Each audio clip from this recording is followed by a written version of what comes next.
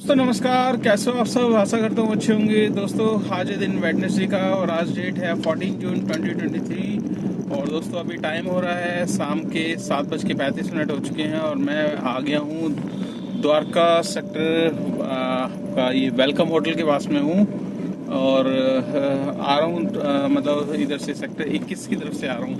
तो अभी सेक्टर 10 की तरफ पहुँच गया वेलकम होटल की तरफ और जा रहा हूँ अब घर की तरफ। खाली राइड्स तो आ रही थी, मतलब गो होम की लगाई हुई थी लोकेशन, तो राइड्स आ रही थी उत्तम नगर साइड की। तो मैंने कहा यार उत्तम नगर जाऊंगा, कम से कम 1 घंटा, वहाँ का दिखा रहा था 40 मिनट, तो 1 घंटा मैंने कहा कहीं नहीं गया, वहाँ से छोड़ के वापस बाहर आओ तो और जाम में फंसने वाली बात है। तो फिर यहीं से सेक्टर 21 से ही मैं सोचा यार अब मतलब बंद कर दो डिवाइस और घर की तरफ निकल लो। तो दोस्तों लास्ट ड्रॉप ये पिकअप में लाया था हरिनगर साइड से और हरिनगर में मैं लेकर आया था उधर से क्या कहते हैं मॉडल टाउन से। तो हरिनगर से बुकिंग आ गई थी, वो लोकेशन लगा दी थी मैंने। तो सेक्टर 21 की दिखा रहा था 40 मिनट की। तो एक मन कर रहा था लूँ या ना लूँ, मन का यार पता नहीं जाम क्यों बता रहा है 40 मिनट। वो ये कई बार ऐसा होता है कि आपको टाइमिंग ज़्यादा सा दिखा देता है, बट जब राइडर बैठता है, जब हम ट्रिप स्टार्ट करते हैं तो वो 10-15 मिनट सडनली कम से हो जाते हैं, तो वो थोड़ा सा सही लगता है।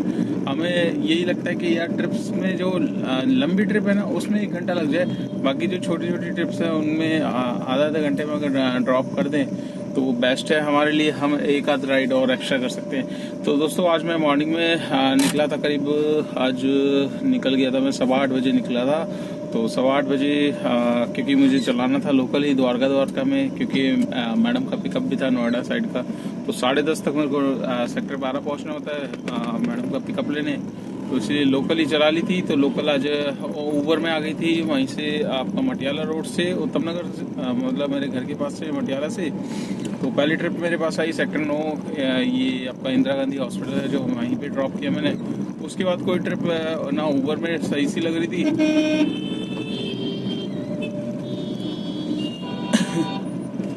तो बाइक से हेलमेट गिर गया, तो वही स्लो कर ली थी एकदम से, मैंने कहा नहीं तो खत्म हो जाता उसका हेलमेट ही खराब।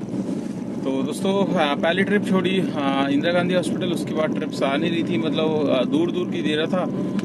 तो मैंने कहा यार अब दूर ले लूँगा, तो एरो सिटी की दिखा रहा है, एरो सिटी की 40 मिनट की। मैंने कहा 40 मिनट में फिर मेरे को वापस इतनी दूर वापस आना पड़ेगा, तो मैंने कहा लोकल ही कर लेता हूँ। तो एक लोकल मेरे को मिल गई इन ड्राइव में। तो इन ड्राइव में आप मानोगे नहीं 6 किलोमीटर में 200 रुपये की ट्रिप मिल गई। मतलब 180 उसने रेट डाला हुआ था और मैंने डाल दिया 200 रुपये, तो 200 उसने सीधा एक्सेप्ट कर लिया। तो यहाँ सेक्टर 25 मतलब उधर क्या कहते हैं आपका द्वारका सेक्टर 25 की साइड की थी, 6.6 किलोमीटर था। LNT का जो आपको पता ही है सेक्टर 25 में जो नया एक प्रोजेक्ट बन रहा है, जितना भी एग्जीबिशन जो प्रगति मैदान का है वो इस तरफ आ जाएगा, ऑटो एक्सपो वगैरह जितना भी है, तो वो बहुत बड़ा प्रोजेक्ट यहाँ पर बन रहा है। मोदी जी आए थे यहाँ पर, इसका सलेक्शन करके गए थे। तो 5 साल तो हो ही गए तकरीबन बनते बनते। अंदर से आज देखा मैंने काफ़ी ज़्यादा मतलब सही बन गया है। तो ये जब खुलेगा तब द्वारका एक्सप्रेस वे भी खुल जाएगा आपका, ये भी पूरा मुझे लगता है शायद अगले साल तक ये कंप्लीट हो जाएगा। तो ये पूरा का पूरा यहाँ का रूट से एकदम फ्री हो जाएगा, तो गुड़गांव जाने वालों के लिए भी ईजी हो जाएगा। और एक रास्ता इन्होंने यहाँ से मतलब सेक्टर 25 से निकाला है आपका एग्जिट पॉइंट इधर जो भाई सिंगू बॉर्डर की साइड में जाना चाहते हैं तो उनके लिए बड़ा इजी रास्ता निकाल दिया है। दिल्ली से बार बार आपको सपोज ये फायदा मोस्टली द्वारका वालों को होने वाला है। सिंगू बॉर्डर के लिए द्वारका एक्सप्रेस से एक एग्जिट इन्होंने सीधा सिंगू बॉर्डर के आगे निकाला है, तो वहाँ जाके आप सीधा सोनीपत वगैरह जा सकते हैं, कहीं भी पंजाब वगैरह जा सकते हैं। तो एयरपोर्ट से अगर आप पिकअप लोगे तो सीधा ये रूट्स फॉलो करोगे तो 20-25 मिनट में आप दिल्ली से बाहर हो जाओगे। तो ये रास्ता बहुत ही फ़ायदेमंद होने वाला है और फ़ायदेमंद होगा उन भाइयों को जो मोस्टली पंजाब से आते हैं एयरपोर्ट की साइड। तो पंजाब से आती है काफ़ी गाड़ियाँ, चंडीगढ़ से आती हैं, लुधियाना से आती है, काफ़ी एयरपोर्ट्स की गाड़ियाँ आती है, तो उनको बहुत बढ़िया बेनिफिट होगा, क्योंकि उन्हें 1-1 घंटा सिंगू बॉर्डर पे फंसना पड़ता था। तो वो मतलब अब तेज़ी से काम चल ही रहा है, तो उसका बेनिफिट्स आपको जल्दी दोस्तों देखने को मिलेगा। तो दोस्तों मैं मतलब यहाँ से फिर मैं नोएडा चला गया था। मैं मतलब उनको सेक्टर 25 से फिर मैं खाली मैडम के पास चला गया था। फिर 10:30 बजे उनका पिकअप लिया, CNG फुल करा ली थी। तो नोएडा गया, नोएडा से फिर मेरे पास जो ट्रिप आ गई थी आपका, मतलब अशोक विहार की आई थी। छोटी सी ट्रिप थी 4 किलोमीटर की, पर मैंने कहा चलो इसमें टोल मिल जाएगा। अशोक विहार वही मेट्रो स्टेशन के पास, तो बस टोल क्रॉस करते ही उनका ड्रॉप था 400 मीटर पे, वहाँ ड्रॉप किया। फिर मैं वापस क्या कहते हैं दोबारा नोएडा में ही आ गया था। मैंने कहा अब दोबारा आएगी तो फिर दोबारा एक और टोल मिल जाएगा मेरे को, क्योंकि टोल जो बनवा रखा है दोस्तों उसको भी निकालना ज़रूरी होता है। तो कल भी निकाल लिया था, कल कम से कम 500 रुपये निकाला, आज भी 200-300 निकाल ही लिए हैं तो टोल वगैरह का। तो दोबारा राइड मेरे पास जो आई थी वो सीधा आपका इधर जनपद साइड की आ गई थी। जनपद से मेरे पास सीधा गुड़गांव की मिल गई सेक्टर 10। तो सेक्टर 10 हीरो होंडा चौक के पास की साइड की थी बुकिंग, वहाँ उनको ड्रॉप किया। मतलब 1.25 घंटा लग गया था ड्रॉप करने में। लंबी ट्रिप थी, 37-38 किलोमीटर की ट्रिप थी। तो उनको वहाँ पर ड्रॉप करके फिर मेरे पास आ गई थी आपका इधर ये सेक्टर 23 गुड़गांव की पीछे वाली साइड की। तो वहीं पे पालम विहार एक्सटेंशन की थी, तो वहाँ पे ड्रॉप किया उनको। ड्रॉप करके फिर मैं आ गया था उद्योग विहार साइड में, कैंडोर ऑफिस के पास से ही मेरे पास सीधा बुकिंग मैंने लोकेशन लगा दी थी, क्योंकि वैसे आ नहीं रही थी, क्योंकि गुड़गांव में आपको पता है कि 3:30 से 4 के बीच में बहुत कम चांसेस होते हैं। 4 बजे के बाद ही बुकिंग्स आना स्टार्ट होती है। तो जिनको लेकर आया, पहले तो मेरे पास आनंद विहार साइड की आ गई थी। आनंद विहार की मैंने एक्सेप्ट करी, बट बंदे ने कैंसिल कर दी। फिर दूसरी मुखर्जी नगर की आ गई थी। तो मुखर्जी नगर की ट्रिप्स में मतलब एक ही ट्रिप से मेरे को अच्छा खासा मिल गया, 556 रुपये मिल गए 39 किलोमीटर में, प्लस 100 रुपये का टोल मिल गया, तो 656 रुपये उसमें मिल गए थे। तो वहाँ से फिर मैंने डाल दी थी वापसी घर की लोकेशन। तो लोकेशन से फिर मैं आ गया हरिनगर से फिर यहाँ। तो दोस्तों आज हम बात करेंगे ओला उबर के बारे में ही। और जैसे कि आप जानते हैं, देखिए मैं कोशिश यही करता हूँ कि अपनी वीडियो के माध्यम से हर भाई की जो भी कमेंट्स होते हैं, जो भी क्वेरी होती है, उसको अपनी वीडियो में बताऊं और इसके थ्रू सभी लोगों को पता चल जाए कि क्या चीज़ें। तो दोस्तों आज मैं एक भाई के कमेंट्स का रिप्लाई करूंगा, और मोस्टली ये जानकारी आपको जान लेना बहुत ज़रूरी होती है। देखिए खासकर ये मोस्टली नए जो ड्राइवर भाई हैं उनके लिए बहुत ज़रूरी है, क्योंकि जो भी इस लाइन में अभी रिसेंटली आए हैं ड्राइवर, चाहे उनकी छोटी गाड़ी है, बड़ी गाड़ी है, कमर्शियल गाड़ी तो है सभी की दोस्तों। तो कमर्शियल गाड़ी में ऐसा क्या मतलब नहीं करे जिससे हमारा चालान ना हो, और चालान से बचने के लिए क्या गाड़ी में हम पूरा कंप्लीट करके रखें गाड़ी को। तो ऐसी क्या क्या चीज़ें हैं जिससे मतलब आप रास्ते में चलें तो आपका कोई रोक न सके, और जिसकी वजह से आपका कोई चालान ना हो सके। सबसे पहले दोस्तों मैंने मोस्टली देखा है, चाहे देखिए दिल्ली साइड के जो ड्राइवर हैं वो प्रॉपर तकरीबन 80% मतलब अपना रूल रेगुलेशन फॉलो करते हैं। बट जो यूपी में है, हरियाणा में है, तो थोड़ी सी उन ड्राइवरों में एक थोड़ा सा वो होता है, उनको शायद पता नहीं होता कि भाई कंपलसरी होता है टैक्सी में ये सब चीज़ें। तो दोस्तों आज हम बात करेंगे मतलब ड्राइवर्स के, जब टैक्सी में आप टैक्सी चला रहे तो उसमें क्या क्या ज़रूरतें होती है, क्या क्या चीज़ें करनी चाहिए, क्या नहीं करनी चाहिए। तो सबसे पहले देखिए दोस्तों, अगर आपको चालान से बचना है तो आपको सबसे पहले ड्राइवर की जो ड्रेस होती है वो पूरी कंप्लीट पहननी पड़ेगी। अगर आप वाइट पहन रहे हो तो वाइट पहनो, ब्लू पहन रहे हो तो ब्लू पहनो, स्काई ब्लू पहन रहे हो स्काई ब्लू पहनो, पूरा सेट होता है ड्राइवर की ड्रेस का। तो ये कंपलसरी ड्रेस होते हैं। और मोस्टली कई बार बंदे क्या करते कि ड्रेस वाइट ऊपर डाल ली, नीचे जीन्स की पैंट डाल ली, लोअर डाल लिया। तो इससे दोस्तों आप खुद ही इन्वाइट करते हो ट्रैफिक वालों को कि वो आपका चालान करे। ठीक है, सबसे पहले आपको इसको इग्नोर मानना है। ड्रेस आप प्रॉपर रखिए, आपका ड्राइविंग लाइसेंस होना चाहिए आपके पास, कभी भी कोई आपको हाथ दे या कुछ हो, और गाड़ी के डॉक्यूमेंट्स कंप्लीट होने चाहिए। सबसे पहले गाड़ी में आपका आरसी, गाड़ी की फिटनेस, परमिट, इंश्योरेंस, ही पॉल्यूशन सबसे मस्ट है। पॉल्यूशन और इंश्योरेंस तो दो ऐसी चीज़ें हैं दोस्तों तो जो कभी भी आपके चेक हो सकती है। तो ये सब चीज़ें तो आप रखते ही हैं, तकरीबन सभी रखते हैं। ठीक है, बाकी ड्रेस का थोड़े से ड्राइवर भाई अपनी उसमें चलते हैं, तो ऐसा मत करो दोस्तों। ठीक है, अगर आपको चालान से बचना है तो आपको रूल रेगुलेशन फॉलो करने पड़ेंगे। और थर्ड आपका क्या है कि बहुत भाइयों की ये रहती है। तो आज एक भाई का कमेंट्स आया था, उसको मैं दिखाया था, उसने मेरे से ये पूछा था कि भैया आप टैक्सी के बारे में ये बताइए कि जो टेपिंग वगैरह होती है वो कोई लोग हरी लगा रहे हैं, कोई पीली लगा रहे हैं, इसका क्या मतलब एक्चुअल में क्या लगती है। देखिए एक्चुअल में जो टैक्सी गाड़ी है उसमें आपकी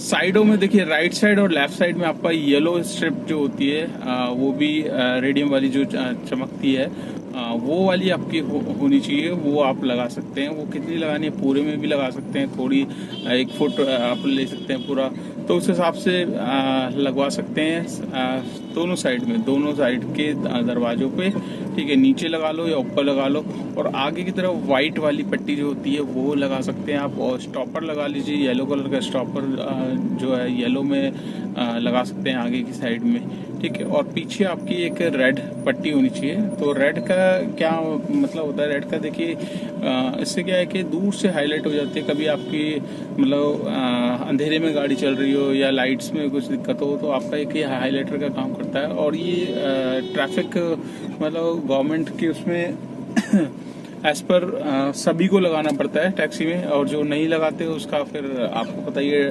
पुलिस वालों को ऑप्शन मिल जाता है। तो ये सब चीज़ें हैं दोस्तों। साइड में आप येलो लगाएंगे, पीछे रेड लगाएंगे, आगे आपका वाइट रहेगी। वाइट जो रहेगी आप साइड में लगा सकते हैं, बोनट के उस पर भी लगा सकते हैं वाइट स्ट्रिप, ठीक है। तो ये सब चीज़ें आप कंप्लीट रखिए, और ये सब चीज़ें कंप्लीट रखोगे, गाड़ी के डॉक्यूमेंट पूरे रखोगे, तो आपको कोई पुलिस वाला कोई हाथ देने को मतलब कोशिश नहीं करेगा। और हाँ, सबसे बड़ी बात, एक गाड़ी की नंबर प्लेट को लेके दोस्तों काफ़ी कंफ्यूजन रहती है गाड़ी की। अगर आपने नई गाड़ी खरीदी है तो उसमें देखिए शुरू में स्टार्टिंग में टेम्परेरी नंबर प्लेट आती है, तो वो आपको कई बंदे लगा के रख देते हैं, और जो टेम्परेरी नंबर प्लेट पे दोस्तों चालान होता है, ठीक है। आपको जब भी शोरूम से गाड़ी आपने निकलवाई है, हफ्ते 15 दिन में आपके पास उसकी हाई सिक्योरिटी नंबर प्लेट जिसमें IND लिखा होता है, स्टिकर लगा रहता है, वो आपको लगवाना अनिवार्य है, ठीक है। उसको अगर वो नंबर प्लेट अगर आपकी गाड़ी में नहीं होगी तो आपको ट्रैफिक वाला दूर से ही, देखिए ट्रैफिक वाले गाड़ी क्यों रोकते हैं, सीधा नंबर प्लेट देख के ही रोकते हैं। जब नंबर प्लेट पकड़ी जाती है कि आपने टेम्परेरी दूसरी वाली लगा रखी है, डिज़ाइनर वाली लगा रखी है, ठीक है, तब फिर आपके साथ साथ फिर आपका लाइसेंस मतलब गाड़ी की RC लगाते हैं वो मशीन में। फिर RC में सारी चीज़ें आ जाती है कि इस भाई की डिटेल्स, गाड़ी नंबर डालते देखिए मशीन में, तो सारी चीज़ें आ ही जाती है कि कब की गाड़ी मैन्युफैक्चर्ड है, कब की परमिट अपडेट है, कब कितने साल है, पॉल्यूशन करा रखा है नहीं करा रखा, तो ये सारी की सारी तो चीज़ें अपडेट रहती है उनके पास। तो वो फिर वही एक चीज़ का आप पकड़े जाओगे, तो उसके साथ अगर आपने 1-2 और चीज़ें नहीं कर रखी होगी, सपोज पॉल्यूशन नहीं कर रखा होगा, तो उसमें भी आप फिर धरे जाओगे, तो उसमें फिर आपको मोटा ही चालान हो जाएगा। तो दोस्तों ये सब चीज़ें करके रखिए, और आशा करता हूँ ये वीडियो आपको अच्छी लगी होगी। आज का मैं काम आपको बता देता हूँ, आज का मेरा काम कितना हुआ है।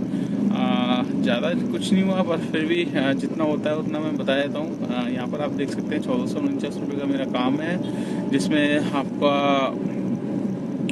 एक सुबह मॉर्निंग में 200 रुपये की राइड करी थी मैंने, तो 1649 हो गए। 1649 में 600 रुपये की मेरी नोएडा वाली ट्रिप का है, तो कितने हो गए आपका 1649 प्लस 600 आपका 2250 रुपये। तो 2250 में वैसे टोल मेरे पास 200 तकरीबन आ चुके, 200-300 आ चुका है। टोल को हम काउंट करते नहीं है अपनी अर्निंग में, तो टोल को साइड में रखते हैं। 2250 रुपये का काम है, 2300 मान के चलिए, 2300 का काम है मेरा राउंड फिगर में। तो 2300 के काम में मैंने जो CNG डलवाई थी दोस्तों, सुबह डलवाई थी 331 रुपये की। अभी मैंने शाम के टाइम मैंने डलवाई थी आपका पंजाबी बाग से 536 रुपये की, 535 रुपये की।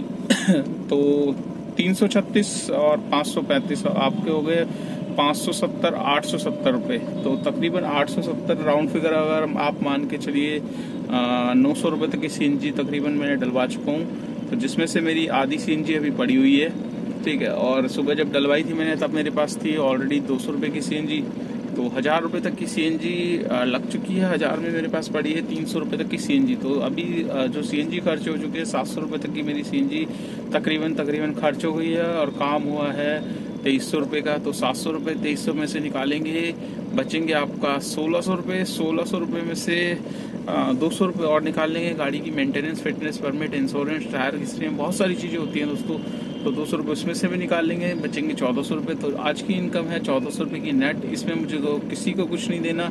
अगर आपकी नई गाड़ी है तो इसमें से आपको गाड़ी की EMI भी निकालनी पड़ेगी, और अगर आपने ड्राइवर हायर किया हुआ है तो उसमें से ड्राइवर की सैलरी भी निकालनी पड़ेगी। तो ये काम है आपका सुबह 8:15 से अभी आपका टाइम हो रहा है 7:51 तकरीबन 8 ही बज के 12 घंटे का काम है। तो 11 से 12 घंटे तक का काम है जो मैं आपको बता रहा हूँ। बाकी सबका काम अलग होता है, सब अपने नसीब का लेके जाते हैं, सबका डेली का अलग वो होता है। अगर आप सोचो एक दिन में मैं इतना कमा लूँ तो सब कुछ है आपके ऊपर, मेहनत के ऊपर है, पर घंटे में आप उसको एक्यूरेट नहीं कैलकुलेट कर सकते। कई बार 10 घंटे में भी अच्छा काम हो जाता, कई बार 12-12 13-13 घंटे भी करते हैं तब भी काम नहीं निकल पाता। तो दोस्तों ऑन एवरेज मैं अपना 12 घंटे का बताता हूँ, इतना काम होता है। बाकी सारी चीज़ें आपके ऊपर है, आप जितनी मेहनत करोगे उतना आप कमा सकते हो। तो दोस्तों इस वीडियो को कर देते हैं यहीं पे एंड। आपको वीडियो कैसी लगी लाइक कर देना, चैनल पर फर्स्ट टाइम है तो चैनल को सब्सक्राइब कर लेना। अगर आप मेरी वीडियो फेसबुक पे देख रहे हो तो उसको भी फॉलो कर लो। दोस्तों आप फॉलो नहीं करते, शेयर भी नहीं करते, लाइक भी नहीं करते, सब्सक्राइब भी नहीं करते। ज़्यादा से ज़्यादा सब्सक्राइब करो, शेयर करो और भाइयों के पास पहुँचेगी वीडियो, और उन भाइयों के पास जाएगी जो जानना चाहते हैं एक्चुअल में है ओला उबर में कितना काम। तो मेरी वीडियो में आपको रियल कंटेंट दिखता है और डेली रूटीन का अपना बताता हूँ, मैं कहाँ गया कहाँ नहीं गया। काफ़ी भाइयों को पसंद नहीं आता बट मैं फिर भी बताता हूँ दोस्तों, क्योंकि मैंने अपने YouTube चैनल जब क्रिएट किया था तब ये सब चीज़ें मैंने बताई थी। और मेरी ब्लॉगिंग में भी अगर आप प्रोफाइल में जाओगे तो मैंने ज़रूर बताया कि मैं अपनी ड्राइविंग से रिलेटेड ही बात करता हूँ। तो मैं ड्राइविंग से रिलेटेड ही करता हूँ, कुछ हट के बात नहीं करता। तो काफ़ी भाइयों को पसंद नहीं आती तो वो कृपया स्किप कर दे, और जिनको पसंद आती है वो लाइक कर दे। तो चलिए दोस्तों मुलाकात करते हैं आपसे नेक्स्ट वीडियो में, तब तक के लिए बाय बाय, अपना ख्याल रखिएगा।